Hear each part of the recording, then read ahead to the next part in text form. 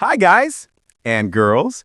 Today, another episode on the Really Imaginary News Channel. This is a funny story about what happens when a Canadian programmer gets his dream job at a U.S. company, and things quickly spiral into hilarious chaos. The Ivan story will make you laugh and cringe at the same time, based on true events. And now, enjoy watching.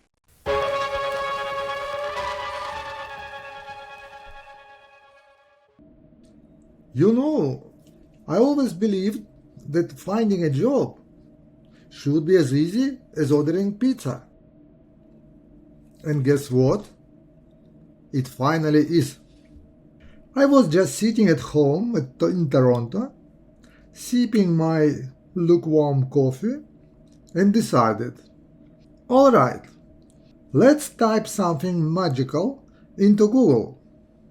So I wrote, job, programmer, button, JavaScript, C#, Canada, remote. And boom! Like discovering a hidden treasure chest in your grandma's attic, I found this glorious ad from a company called Quantum Synergy Solutions Incorporated, proudly based in the USA. I sent my resume faster than a squirrel on an energy drink. And would you believe it? The very next day, I get an email. Not just any email, a golden ticket from Mr. Rajiv Patel, the proud owner and manager of Quantum Synergy Solutions. He invited me for a Zoom interview. My heart was doing cartwheels. It felt like winning a lottery, except instead of millions of dollars, I might get, well, at least a job. The interview went smoother than butter on a hot pancake. Rajiv Patel, a charismatic American entrepreneur of Indian descent, asked me a few friendly questions. But honestly, he spent more time explaining his grand master plan. Ivan, my friend, I'm building an unstoppable army of brilliant Canadian programmers. Why? Because United States clients want top quality, but they love paying just a little bit less. Canadians, you see, are perfect, smart, polite, and you work for affordable rates. So you are saying we are like premium maple syrup at discount prices? Exactly. Sweet, reliable, and flowing fast. I'm telling you, with this model, my profits will skyrocket like SpaceX, except without the explosions. At the end of our delightful chat, Rajiv beamed at me like I would just solved world hunger. Congratulations, Ivan! You are hired. I'll send you the official offer right away. And you can already start working with one of your top programmers. Meet Javaded. Oh, happy days. I got the offer, signed it, and dived headfirst into my new remote job.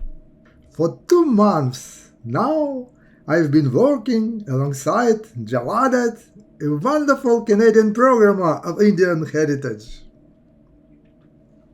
Javaded, isn't this a dream? We caught from home, no rush hour, no awkward office small talk. Ahmadulillah, even. At this rate, by December, we will both be millionaires, or at least able to afford extra cheese on our pizzas. We were working on an internal project, a test system for chemical logistics. No real client yet, but who cares? Javadet was designing the functionality, I handled the technical side, and life was good. Bravo, Ivan, let's break for lunch. Also time for my prayers. Now, that's what I call work-life balance. By the third month, Rajiv himself flew up from the United States to meet his loyal Canadian team. All 15 of us gathered at a cozy restaurant in Toronto. Cheers, my dream team of digital warriors! Your days of warming the bench are over. I've secured real clients. American chemical giants hungry for our skills. But there is a catch. Our clients want to see you in person. Yes, they want to shake your hands, see your smiles, and feel the fire of your passion for code. So, everyone must get their TN visa, the golden ticket to work legally in the United States. We all exchanged nervous but hopeful glances.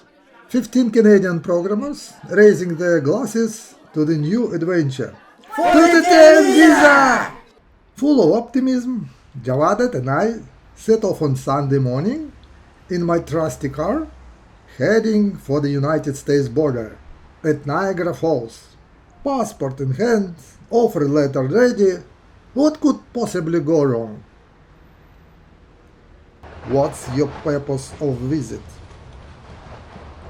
We are here to apply for our TN visas. Okay. Park your car over there and proceed to the waiting room. Hours ticked by. We waited and waited and waited some more. Finally, an officer emerged. Gentlemen, today is Sunday. Visa processing does not happen on Sundays. But you made us wait for the whole day. Yes. Enjoy the rest of your weekend. Javadet and I drove back to Toronto, slightly less optimistic, but still smiling. Next time, Ivan, let's go separately. Maybe we are too powerful together. It confuses the system. You know, sometimes life throws you into situations so absurd. You wonder if the universe itself has a wicked sense of humor. Take, for example, the time I accidentally attended a stranger's funeral. Yes, you heard me right. A full, proper Catholic funeral. Open casket, license, tears, the works. It all began innocently.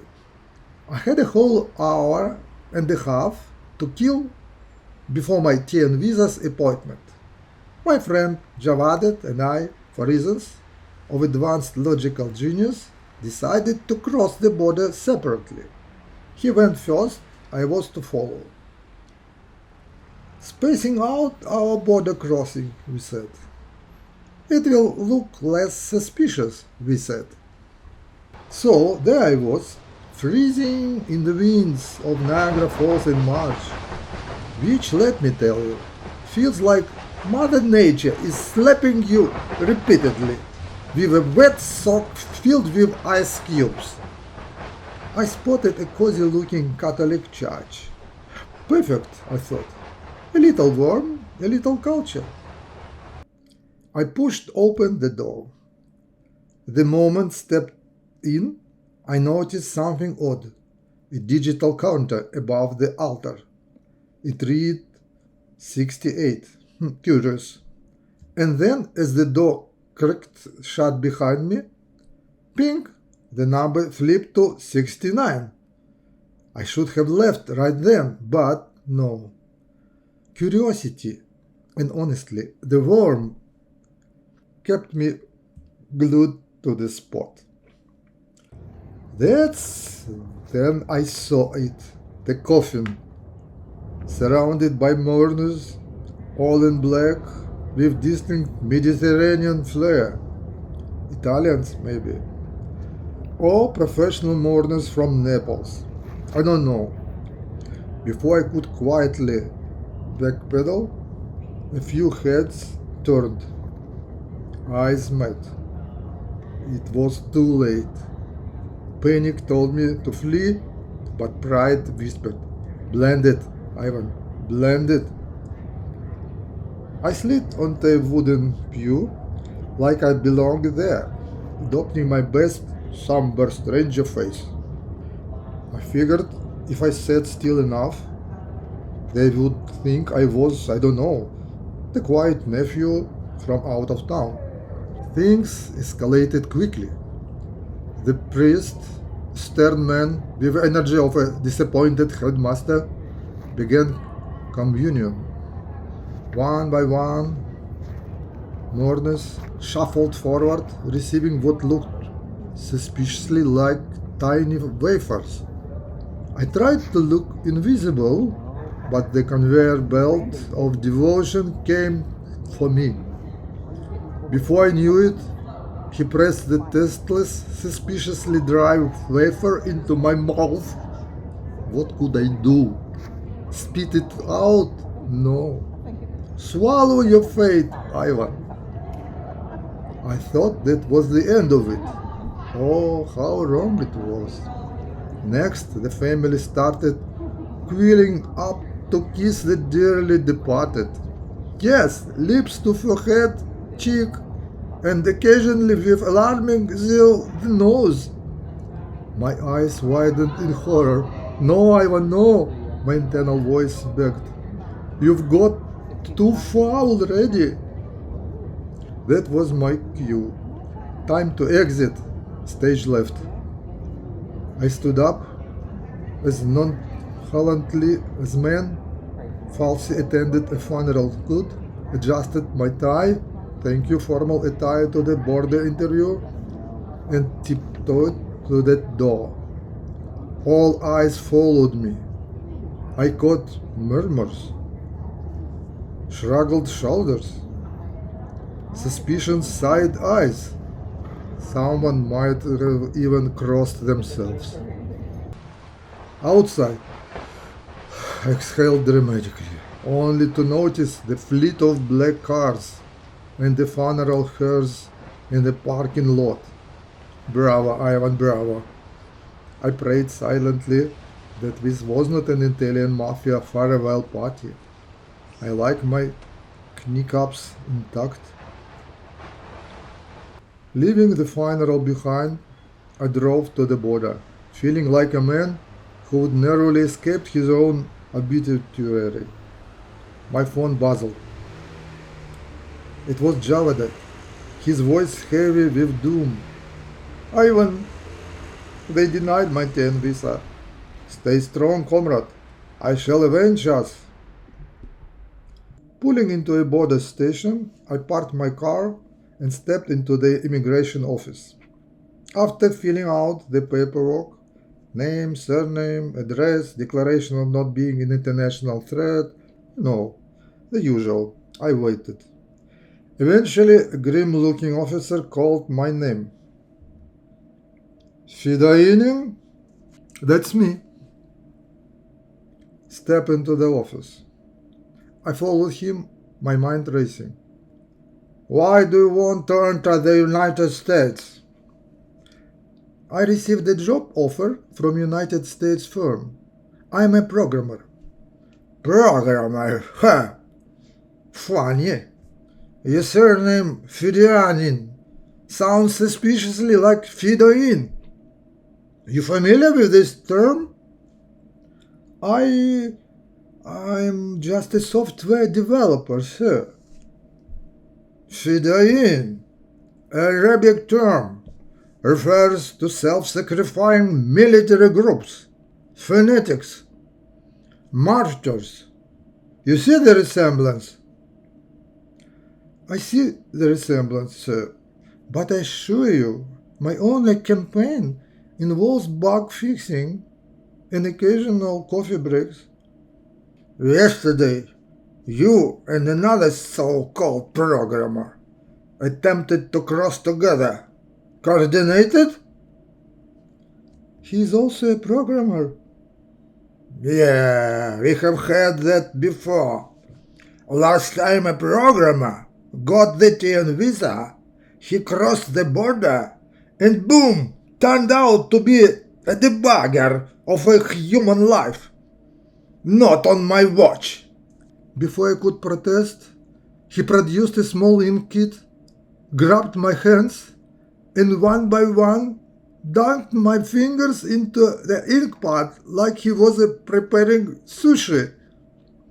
You know, officer, I usually code in black and white, but this is a bit much. Save it for the judge. And don't think of trying another border crossing. You're now in our database. He showed my inky fingerprints into a sheet like a modern day artist in an abstract crime gallery. I tried to smile. He did not. Weeks passed, months even. Javad and I found ourselves working remotely, safe from suspicious border officers, but chained to endless Zoom calls. Our project? Some obscure testing program for the chemical industry. Riveting.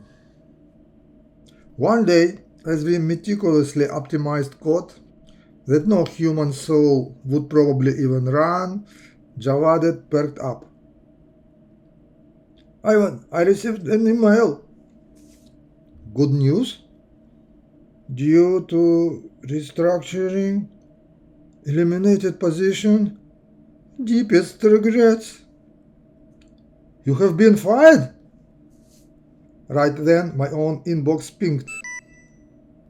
Dear Ivan, due to our restructuring, eliminated position, deepest regrets. I sank in my chair, fired. Both of us. My dreams of American corporate glory gone in a single click. But then, wait. On screen, Javadet's expression brightened, like a man realizing his parachute was made of pure gold. Ivan, we got paid for 3 months, sitting at home, and no angry bodyguards. My eyes widened. Hope, sweet rebellious hope, surged through my veins. Javadet, you're right. We are rich and free. They fired us, but I think of it as a professional liberation. We both leaped from our chairs, dancing wildly in our living room. Javadet performed an improvised jig, while I executed what can only be described as a confused Cossack dance. It was not graceful, but it was joyous. To freedom, to new opportunities, to stainless fire ray, from border patrol ink pads as humanly possible. We celebrated like men who had won the lottery, albeit the strangest lottery ever. And that, my friends, is how a man named Fidanin accidentally attended a stranger's funeral, was mistaken for an international extremist, and still managed to dance his way into a happy ending.